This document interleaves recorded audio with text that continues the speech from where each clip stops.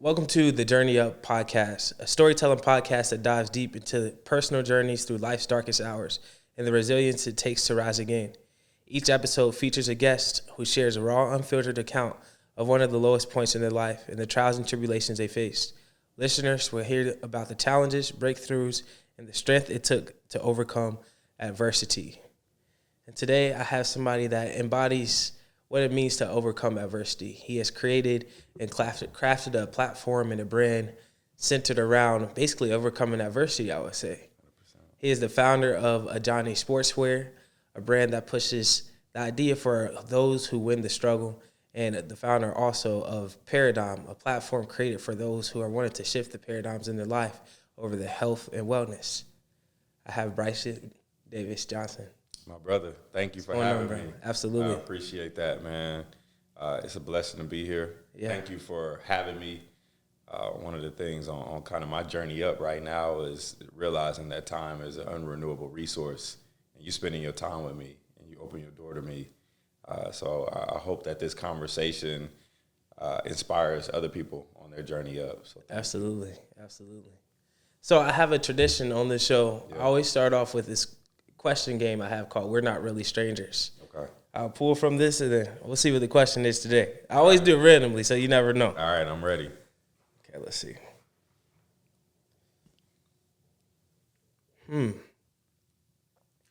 What am I most qualified to give advice about? And I'm talking about you. Yes. And then I have to answer it for you.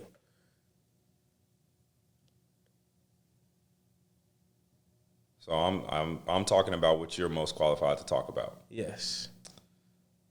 How the Bible manifests itself in our everyday lives.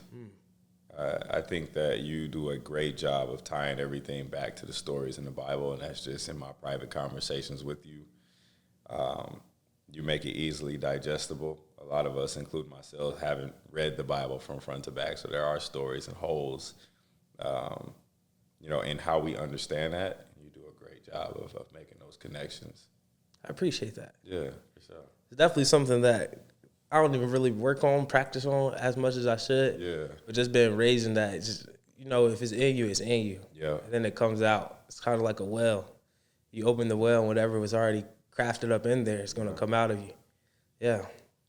How would I answer that about you? What do you You do a lot, and we'll get into that in just a second. Well, but I think you're very qualified to talk about finding harmony and balance between being a professional and an entrepreneur. Yeah. And kind of putting it into perspective for the doers and the ones who want to do. Mm-hmm.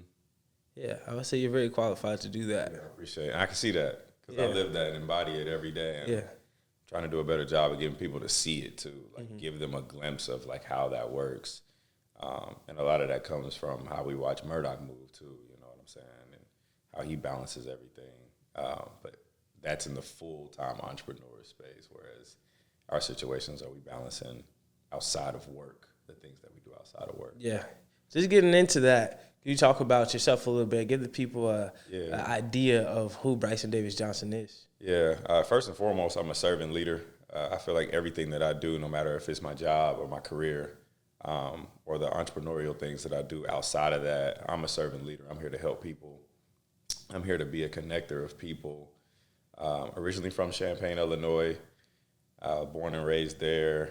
I moved to Indianapolis. It's crazy to think about 10 years ago. So this is home now. And I've grown the most that I've ever grown coming to Indianapolis. First coaching men's basketball at UIndy, where I got my first master's. I got my second master's at Marian University in educational leadership. And most importantly, I have a community of people here. I include you in that community of people that I've never had, specifically black men or black people that can just kind of pour into me. I can bounce ideas off of. And we'll kind of get into a little bit more about me too when we dive into that journey up. But on the surface level, that's me. I'm just a servant leader. I do the work and I put the work in, and I'm here to be a benefit to other people.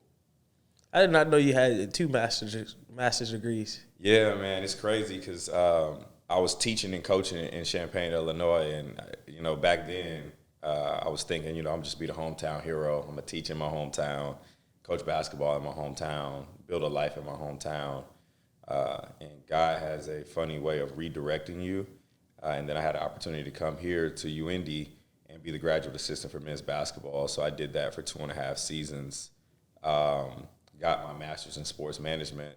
But then after that, I got right back into teaching instead of trying to pursue more coaching roles. And I was only in the classroom 1.5 years before I decided, okay, I want to move into admin. And then I was a dean of students at Riverside High School, which is a charter school here in Indianapolis. Then I started working on my second master's, like dang near right away at Marion, got that in educational leadership, went to Washington Township as the first dean of students at Northview Middle School. That was a great experience, but that only happened for 1 year because then I was able to graduate, get my second master's, and then I secured a role as an assistant principal in Perry Township. So like the last 10 years for me have been just like boom, boom, boom. But when you spend time with God and you spend time alone, you can look back and see like everything was for a reason, the ups and downs. And now I'm here today and things are going really, really well. Yeah. So take me through the educational journey of you getting those masters and going from school to school, finding your identity as an educational leader. Yeah. I think it starts with my authenticity. I can go into any environment and I'm going to be myself. I have a different spirit and energy about me.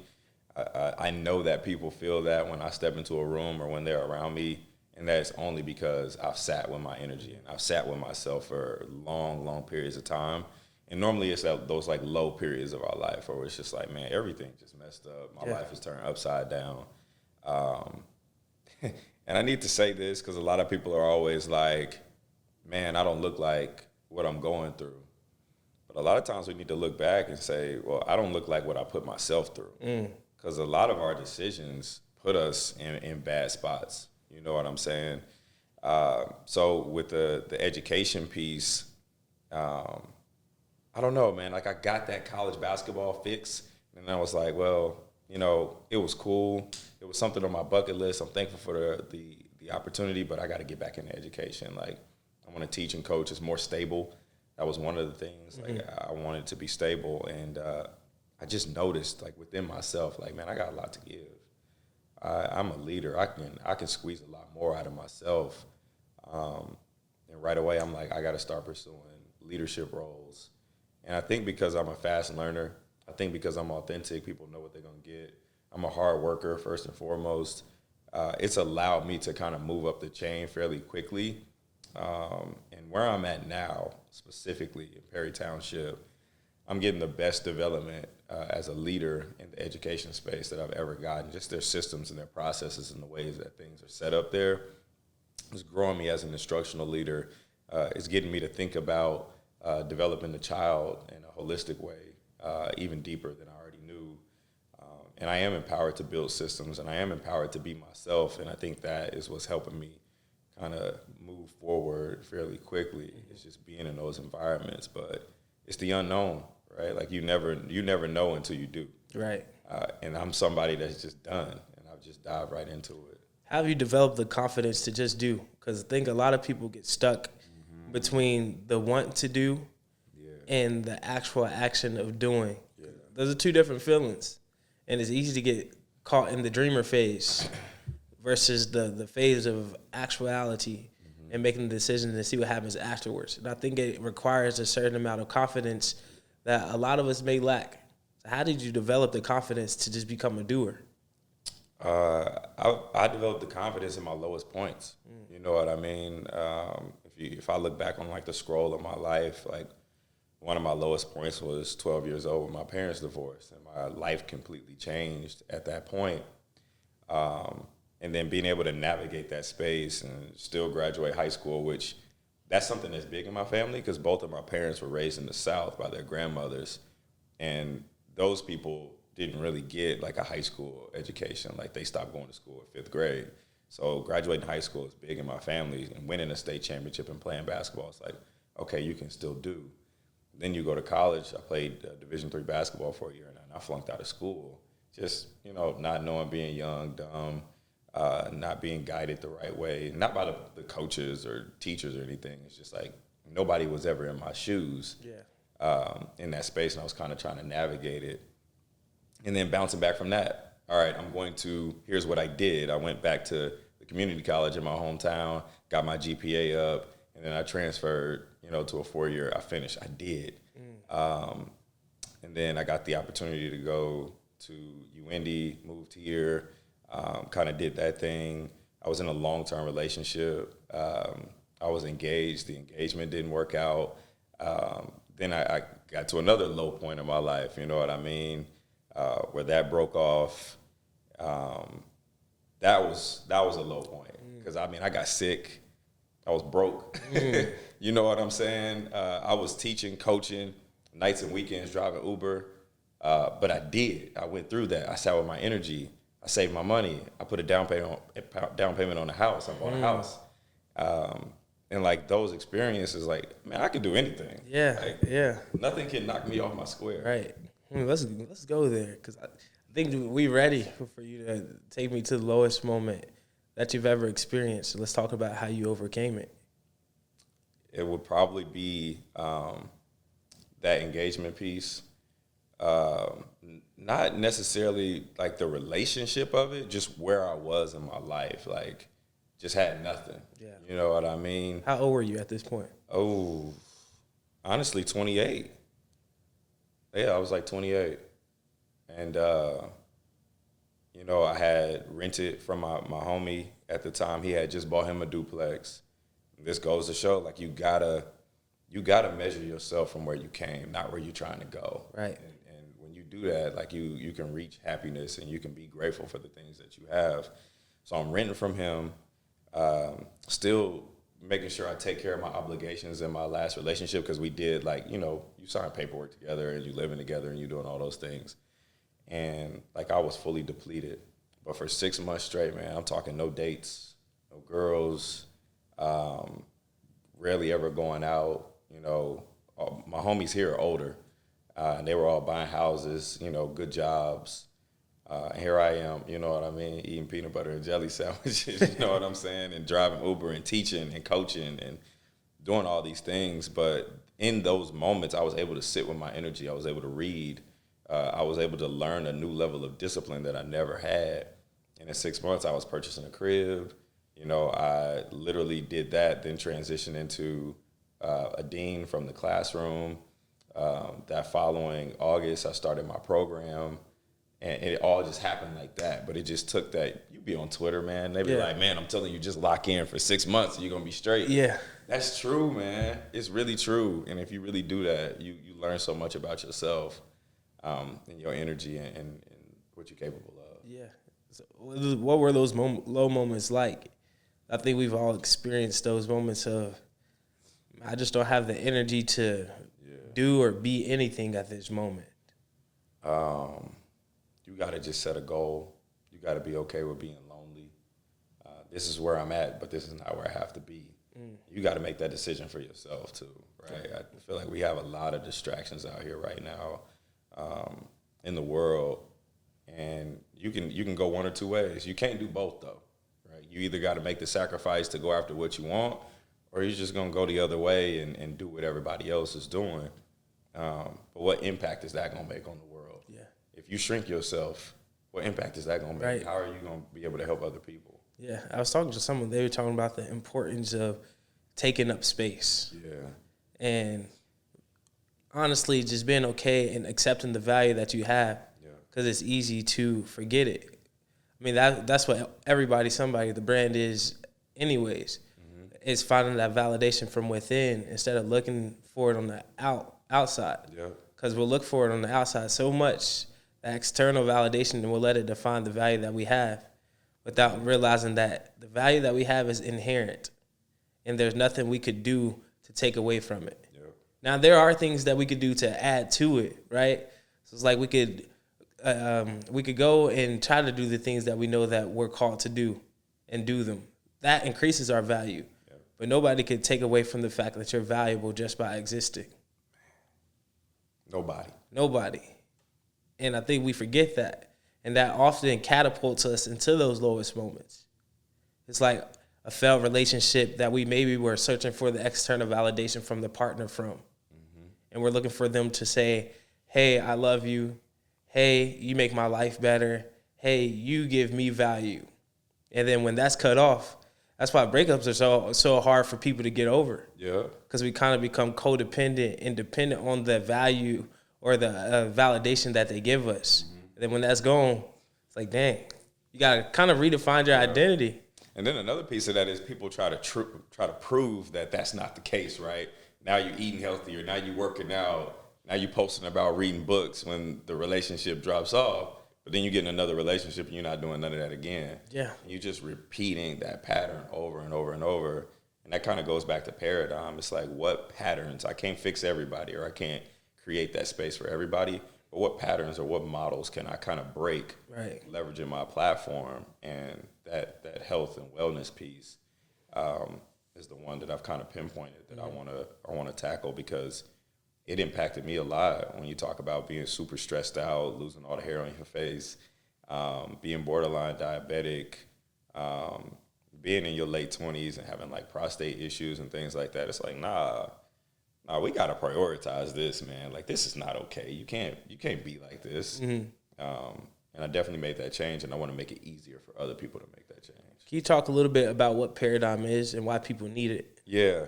So Paradigm is a membership-based platform for people in Indianapolis, and I'm gonna speak this into existence because Indy is gonna make this thing boom, and we're gonna be able to copy and paste it in surrounding cities. But essentially, you sign up for a membership and you get discounts, fitness and wellness discounts at businesses all across the city. And one of the things that I want to do better about is the community aspect of it and providing space for members and non-members to visit our businesses and engage in workouts, get smoothie and juices, have conversations like this and provide space for that. So it's similar to ClassPass, whereas like, all right, I have this thing, now it's discounted for me to go do this thing and go get this workout.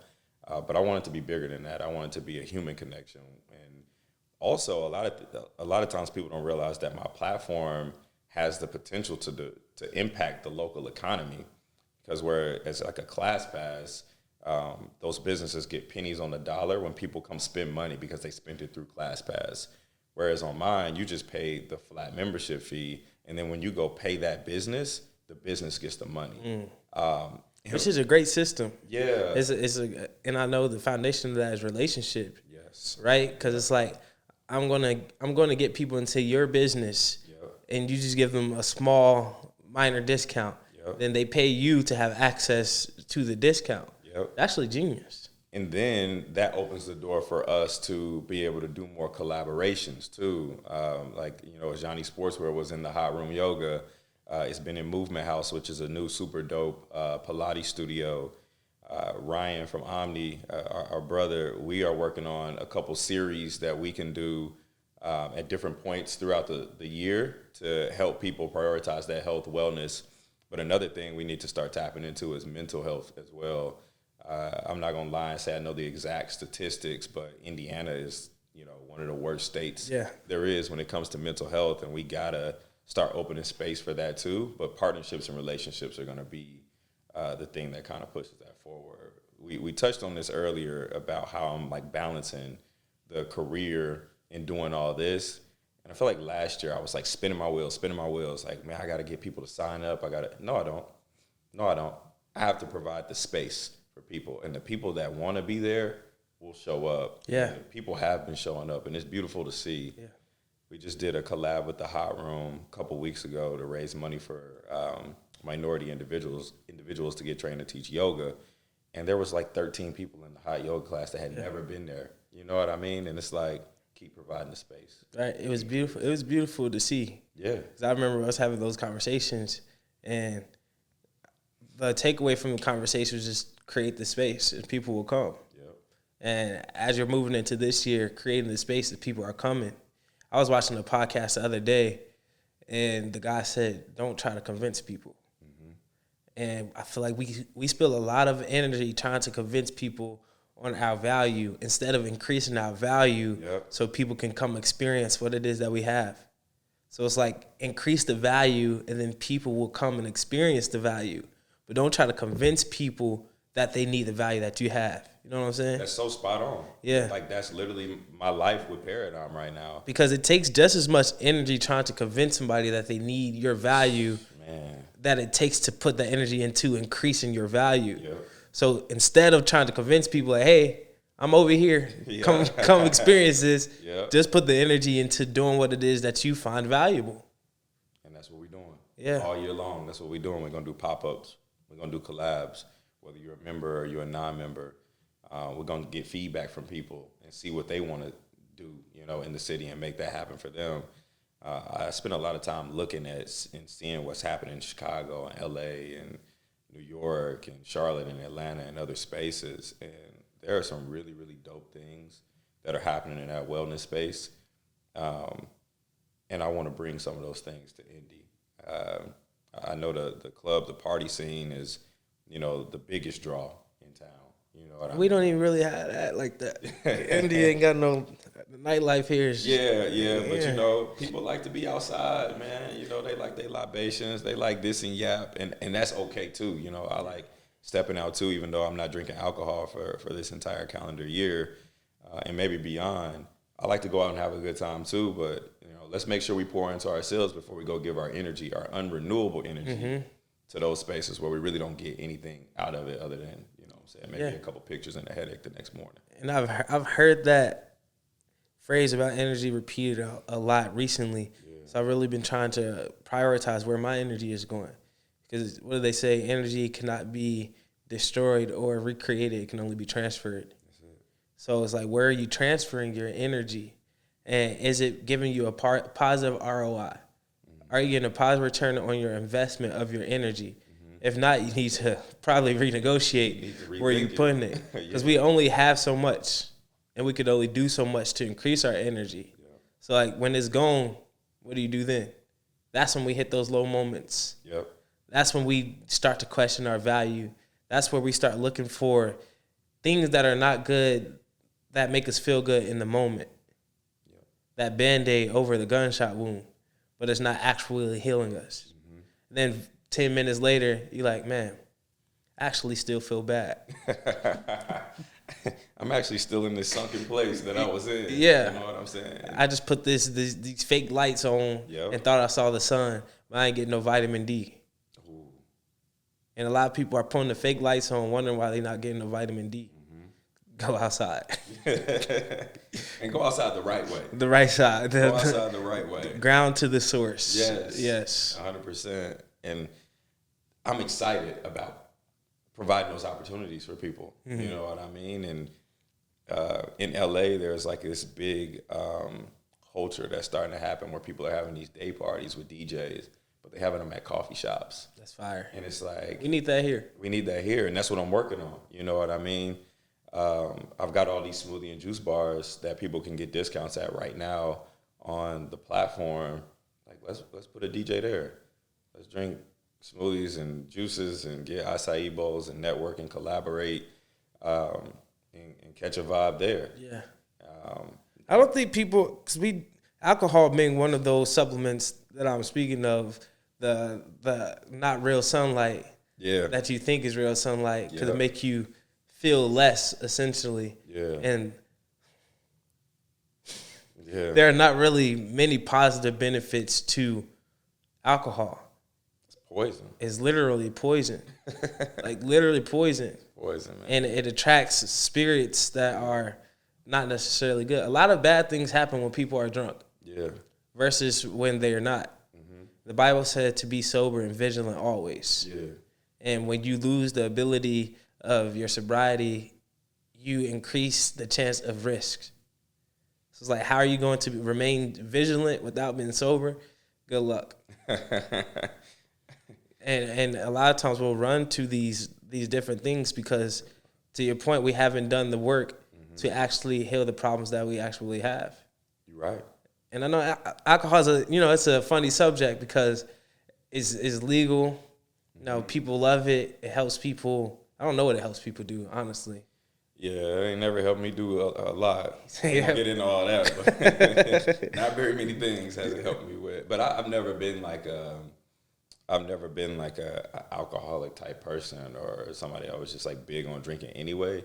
So it's like easy for me to give it up. And in those low moments in my life, I have learned to like give things up to test my discipline as well. So like over 3 years ago, I was like, you know what? I'm gonna not eat pork no more. Haven't eaten pork since. Then I'm like, you know what? I'm not gonna eat beef anymore. Haven't eaten beef since. I go back to talk about like the borderline diabetic thing, and I was just like stress eating sweets. Yeah. I know I may not look like it, but like peach cobbler and cake and pie and like donuts, all, like those are my things. But I was eating candy too, and I'm like, I can't do this. I'm gonna kill myself. You know what I mean? I was like, well, I'm not gonna cut out the cobbler, but this candy got to go. And I'm like, it literally might be right now like a year with no candy, and I'll probably never eat candy again. That's big. Yeah. I can't say this. I love candy. But I mean, everything in moderation though, right? Yeah, like You gotta sacrifice something. Yeah. So it's like, I love them Kit Kats. Yeah. I love them Snickers. I love them Reese's. But I love peach cobbler more, so I'm gonna give up one. Where do you go to find that discipline? Inside. You said it already. You got to go inside yourself. You can't rely on somebody else to do that for you. But the thing with Paradigm is I'm trying to make it easier for people to find that discipline. Because a lot of time that barrier is financial. But also you have to find that happy medium between making things accessible for people and also respecting the time and energy and talent you've put into something. Yeah.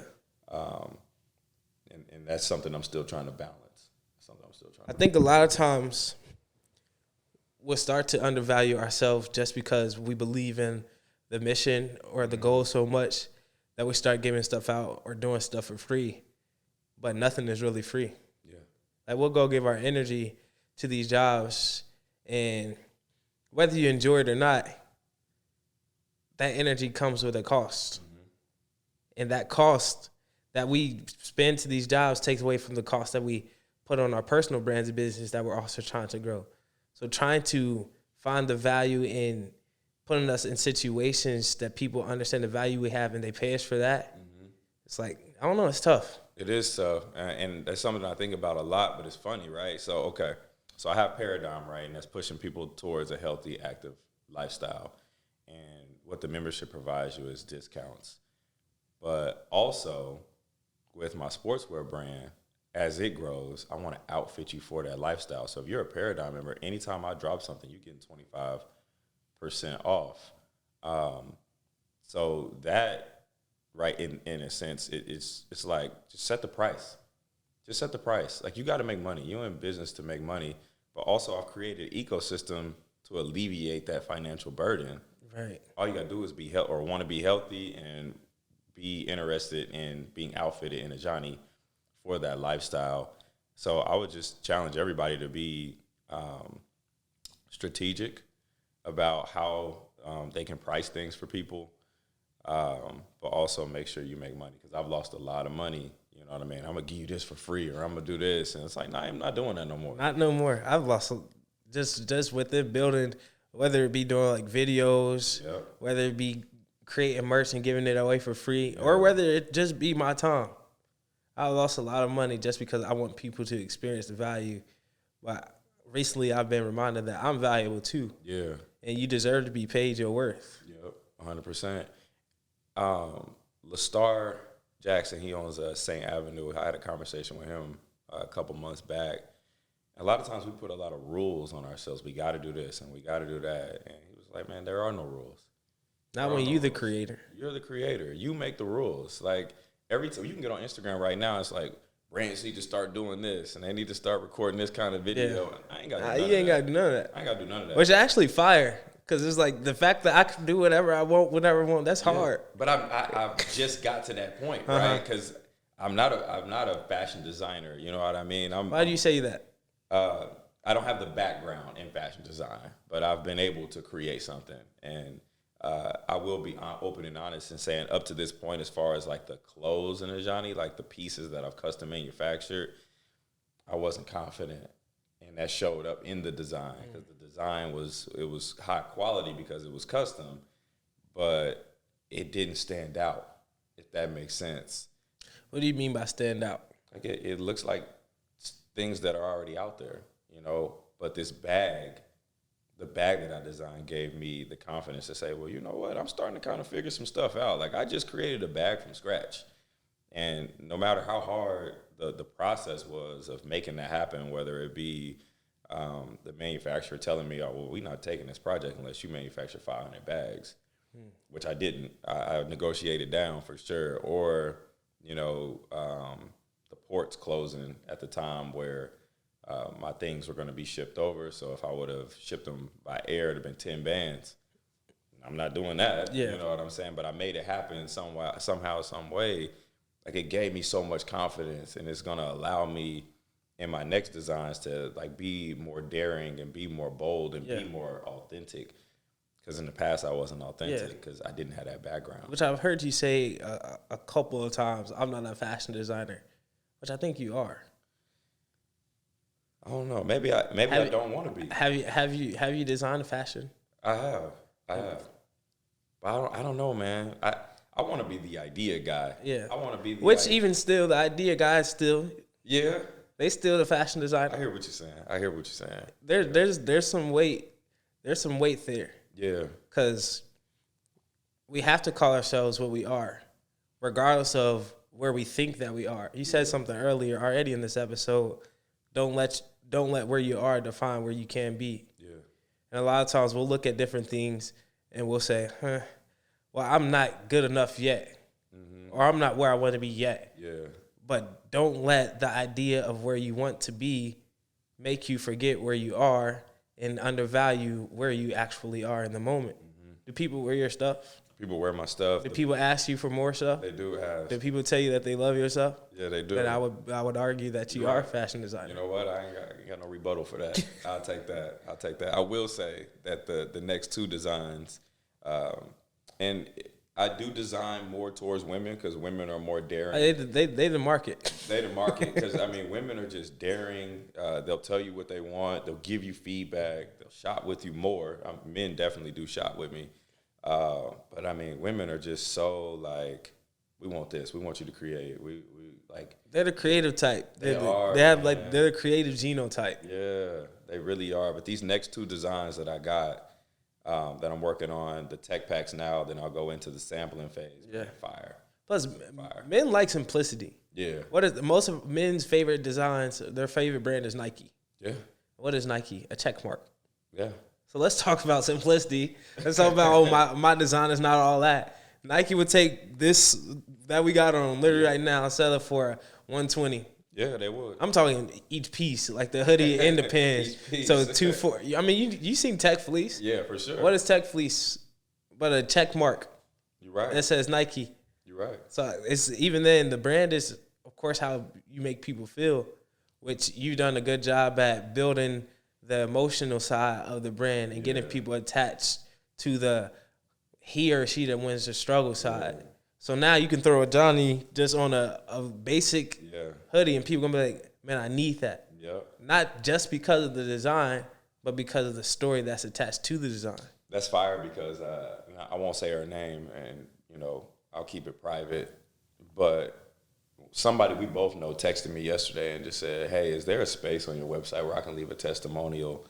I gave one of my friends my bag at the baby shower, and told her what the brand meant, and she broke down and cried because of how hard her pregnancy has been. But she realized at the end of our conversation that all of these struggles that she's been through during this pregnancy, she's still gonna win. Like that made me cry. That's fire. I mean? Everything that you have has a meaning and a name attached to it. Everything. So to shift the focus from, I'm not going to say not to care about the designs or whatever like that, but to increase the storytelling behind the designs. Yeah. That's where the customers come. 100%. That's where the community is built. I don't even call them customers because what you're building is much more than just, I have a product. Yeah. Do you want this? I call them winners. Winners. That's where the winners are made. If you shop with Ajani, if you pull up to anything Paradigm by Ajani, like, you a winner. And you know, I'm not reinventing the wheel. I feel like a lot of us probably listen to Earn Your Leisure and things like this. Like they call their followers earners because like that's what they're pushing. They want you to earn more, and I just want you to win more. Yeah. But it starts from within for sure. Yeah. Man, that's fire. That is fire. And the duffel, for people that don't know, is called the Prosper duffel. Yeah. I was super, super intentional about that because I want people to prosper in everything that they do, whether it be your career, whether it be as a mother or a father, as a brother or a sister, a friend, an entrepreneur, whatever you choose to do in your life. Like, I want you to prosper. And how do we prosper right now where a lot of us are making more money than we've ever made, but things are more expensive than they ever been? And that's sick business. That's sick That is business. sick That's business. Say, that's sick business. That is sick. But as long as we're strategic, especially with our time, as long as we continue to make conscious decisions, as long as we continue to be disciplined, like we'll be fine. Not to separate people, but especially in the Black community, right? Like, we know how to survive. That's the first thing we learn is how to survive. So no matter, you know, what the landscape does, we'll figure that out. Yeah. What do you think the key to survival is? Outside of discipline for oneself, you got to be disciplined, but you got to have community too. Like, you got to tap into the right communities. Before we even got on this podcast, we talked about the impact that the Hustlers Mastermind has made on both of our lives. That community means a lot to me. And sometimes it is hard to go on a Tuesday night knowing that Wednesdays are my early days at work because we have professional development before work on Wednesdays. But, like, I still go and I still show up because it means the world to me. I wouldn't even have Paradigm right now if it wasn't for the Hustlers Mastermind. I remember when you first came in with the idea, trying to develop. I don't even think you had a name or anything yet. No. You were just like, I have this idea. And then you asked for everybody's feedback. Yep. And I remember right off the bat, everyone's like, that's fire. We need to make this come to life. Yep. So to look, what was it, 2 or 3 years ago? Yeah, a little over 2. To look back from that space and to where it is now, it's beautiful to see. Yeah. And it's amazing what can happen when you have vision. And before you got here, I was listening to Miles Monroe, and he was talking about the power of vision. And what vision is anyways, is the ability to see the future. It's the ability to see not where you're at, but where you want to go. It's the ability to not have something, but know that it's there. Yeah. If you think about what you're looking at, it's like, you're in my sight, but I can't touch you. And that's the same thing that we have to have with our dreams, our visions, and our goals. Yep. So it's like there's a scripture that said, my people perish for the lack of vision. So it's like people are perishing, not dying, but they're just not being active. Lost. Yeah. They lost, because they don't have vision. Yeah. They're moving around essentially blind. There's another scripture that said the blind lead the blind and they both fall in the ditch. There's a lot of blind leaders leading blind people into ditches. And they think that they're going somewhere, but they're not going anywhere because they don't have a clear vision. So it's like developing these visions and pushing them and making it come to life inspires the people next to you to also do that, which speaks to the power of what you're talking about of a community. So to be surrounded by people who have vision and they're making their visions come to life only inspires you also to make your visions come to life. 100%. They say iron sharpens iron, right? Yep. So if iron is around other iron, it's going to become sharp. Yep. But if iron is around plastic, it's going to cut right through it. Yep. So you got to ask yourself, am I surrounded by plastic or am I surrounded by iron? Are these people making me become more sharp or are I cutting right through them? Yeah. If I'm coming right through them, maybe I need to go somewhere else. Yep. Because I have to sharpen myself so I can be as sharp as I need to be to make my vision come to life. 100%, man. And that is why I structure my life how I structure my life. I'm being sharper right now by sitting down having this conversation with you. Yesterday I was sharpened by Ryan and providing that space for people to pull up for a discounted workout. You know, after that we went to Gina's Juice Bar, which is another business on the Paradigm platform, and like I got sharpened. Yeah. You know what I mean? When I'm at work, I'm getting sharpened. So you think about how much time those things eat up. I don't have much, if any, time to be around plastic. You know what I mean? Or so to speak. And that helps me so much. It helps me frame my life. It helps me find that balance. It helps me to not be burnt down. And then I feel like we are resting more. And that's another credit to the mastermind. Like, we got to rest. Yeah. I don't want to sleep. I'm not doing all that. I took a nap yesterday. I was like, wow. I don't be doing this. I need more of this. I need more of this because it is rejuvenating. Yeah. And I look at it kind of like, we have phones and they need charge in order to work. A lot of us be running on low battery, low power mode instead of going to sleep to charge back up or doing anything to charge back up. Tapping in with Ajani and Paradigm to see what's on the platform, because what you're doing is providing the space for people to come recharge. Because a lot of people are walking around uncharged and wonder why they feel so empty or tired. Because what have you done to recharge? What have you done? We talk about people having motion, man, and you just got to keep moving. If you want to have motion, you got to just keep moving. And what does motion really mean? Yeah. Does it mean that you have, all these superficial things, all these materialistic things, and people are looking at you a certain way? Or are you moving and making an impact on people's lives? Not just that you got to keep moving. You're going to keep moving regardless. Yeah. Because the earth don't stop turning. You're right. And the sun is coming up tomorrow. So where are you moving? Where are you going? Again, people die because they don't have vision. Where is your vision? Where are you heading towards? Where is your hope towards? If you have hope, if you don't have hope, what do you have? Nothing. You are literally just a walking body. You are the walking dead. And we can help people manifest their visions as well by providing those spaces and creating those spaces for them to say, all right, well, let me tap into some people that may give me some insight. Absolutely. The good, the bad, the ugly, too. People have to know that you might lose money. You might lose a little sleep. You might lose friends. You might not be able to go to every single party that you want to go to. But if they're around people that have made things happen by sacrificing those things, it's going to be easier for them. And I pray and I hope that we continue to do that for people. Yeah. Because there are people who reach out to me and they want to do things, and I want to help them get there. I think a lot of people are truly just lacking direction. Yeah. Which is another scripture that said, how could he hear without a preacher? And the job of a preacher is to speak what's true. And a lot of preachers are silencing themselves because truth has been silenced. And truth sounds crazy in a world full of lies. So a lot of people won't say anything, but it's important to say what is true. A lot of people don't do better because they really don't know better. And I think I have the ability as an empath to look at the full overall story, which I think a lot of leaders lack the ability to be empathetic. But it's really one of the most, if not the most important aspects of being a leader, is the ability to put yourself in somebody's position and try to understand them while leading them. Yeah. And I think people literally just need direction. There's a lot of people who just don't know better. And they need to be asked questions that they haven't been asked before so they can develop the muscle of answering the questions and creating a vision for their life. Yes, 100%.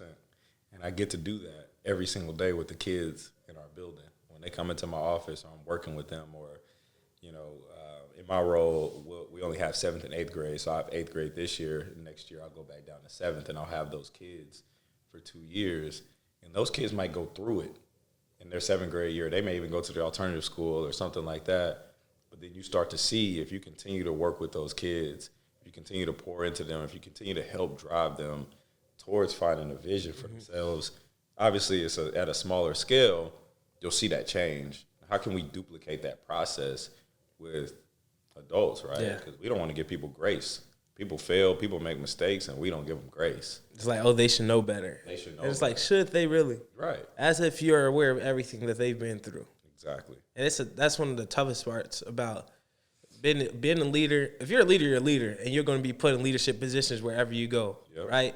So being a leader in my, call it a 9-to-5 versus outside, you see kind of the same things happening. But in the 9-to-5 world, especially in the world of logistics and warehousing, all it is numbers. You just look at people as numbers, especially from the higher ups. They're like, okay, we need this amount to complete this goal. They don't care about how people are feeling, what people are going through on the day, how somebody was raised, why somebody doesn't listen to the things that you say the way that you want them to. There are a lot of things that go into the outcome of a person. And if we lose the empathy to see somebody as somebody who has messed up and lose the ability to give grace, we'll just have a lot of damaged people who never get the help that they need. You're right about that. So I try to put myself in a position to see somebody not only as who they are in the moment, but who they could be tomorrow with the help of the direction from me. Yeah. Because that's the job of a leader, to point people in the right direction. Not to lead them to the ditch, but to lead them in the field of success, whatever that may mean to them. Because that's different for everybody, too. A lot of people have this overarching blanket idea of what success is, and they don't understand that not everybody want that version of success. No. Some people want it this way. Like, you enjoy your 9 to 5. Yeah, yeah. And how are you gonna know if you're successful or not if you always measuring everything based on that thing that's down the line? Just measure your success based on what was behind you, how far. Like, look at your progress. Look at where you came from. Yeah. Monitor your progress, and it's like, man, I'm pretty dang successful right now. Let me just keep going and be happy with where I'm at, and good things will happen. Yeah. And I think people are just not understanding that your leadership role has given you a different lens. Because you're walking in there every day, and I hear you talking about that. You're not looking at those people as numbers. Like, you checking in, you tapping in, what you need. So you taking feedback. That's what leaders do. And I'm happy that you do that in that kind of space, because, like, if you think about a warehouse, man, like, it's tough. It's a different type of work. My dad worked at Kraft for 37 years. It's a different type of work. And for you to be not only so young, but somebody that sees them through a different lens, the lens of a real leader, you make an impact on those people's lives. Yeah. Man. That's major. And it's funny because I often forget that. So I'm like, man, I go in this place every day, these gray walls, gray floors. Yep. There's no light here. And someone hit me, I'm like, you feel as if there's no light here, but why don't you be the light? So I walk in there now with a different energy, and I'm reminded constantly by different people in there that I am a light. And I make them feel as if everything is going to be okay. Sometimes I'm like, man, I don't do nothing. But sometimes just your presence is doing enough. Yep. We look at lights that we have all around. I can turn it off, and it can seem like it's doing nothing. But once I turn it on, it's doing a whole lot. And the position of a light sometimes is just to be there. So it's like, if you know that you're a light and you want to drive out darkness, all you have to do is enter the space. It's like, but it's dark there. Yeah. That's okay, but you're the light. But it's dark there. It don't matter about what it is there, because you're the light. And your presence within the darkness gives light to the darkness. I'm still in that bar. Please do. I'm still in that bar. Like, sometimes your job as a light is just to be there. Like, I mean, these themes just keep connecting to one another, right? It's like, all right, I'm providing space, I'm showing up, I'm there. I'm the light and I'm there. Yeah. Now, whoever comes is going to get, you know what I mean? Wow. Yeah. And, one thing I often say, especially when I go speak to children at different schools, or I go speak anywhere, I always leave people with the idea to not lose thought of the value that you have. Do not neglect the value that you bring to the spaces that you enter. And also do not neglect the absence that your whole will bring by you not being there. Because we'll often think, well, it doesn't matter if I'm here or not. Maybe it does matter if you're there or not. Maybe you are the difference that people need to be fulfilled. You can't neglect the value that you bring in those spaces that you enter. Yeah. That's real. I think this has been a very great conversation. It's been great. I hope that it's impacted me. It's allowed me to think about, the next part of my journey up from a different viewpoint. It's equipped me with different, tools, cognitive tools that's going to help propel me to the next thing.